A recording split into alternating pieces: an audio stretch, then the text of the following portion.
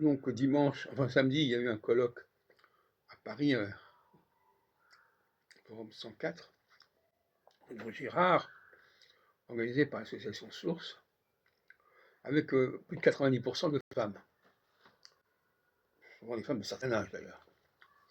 Et à aucun moment, pendant tout le colloque, on s'est demandé ce que ça signifiait, cette disproportion des sexes. Comme si les hommes boudaient cette astrologie qui leur était proposée. Et d'ailleurs, à part quelques éléments masculins, parmi les conférenciers, on peut dire que les femmes étaient surreprésentées.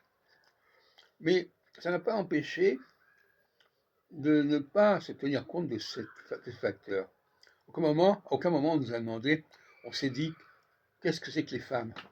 Quelle est la psychologie des femmes? Non, on dit, non, oh là là, il n'y a rien, les femmes ça ne veut rien dire. Il y a le thème natal. Et ça confirme une de mes thèses, selon lesquelles le refus de s'assumer en tant qu'homme ou femme conduisait à aller à l'astrologie. L'astrologie, soi-disant, l'astrologie au niveau cosmique ne donnait pas de réponse à ce sujet. On a un thème, on est un mélange de ceci ou de cela, on n'est pas un homme ou une femme. Et pourtant, l'astrologie mondiale, qui a été énormément en question, elle ne peut pas ignorer le facteur masculin-féminin. C'est une des structures majeures du plan divin, une structure majeure de l'anthropologie. Je me souviens, c'était il y a 25 ans, j'avais imaginé une expérience consistant à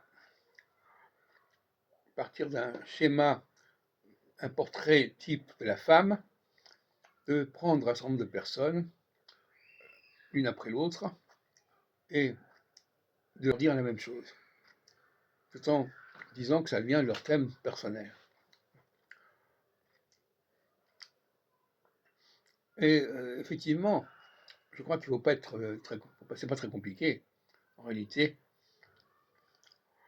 si on a une bonne définition du féminin, on peut présenter à n'importe quelle femme cette définition, ça convient.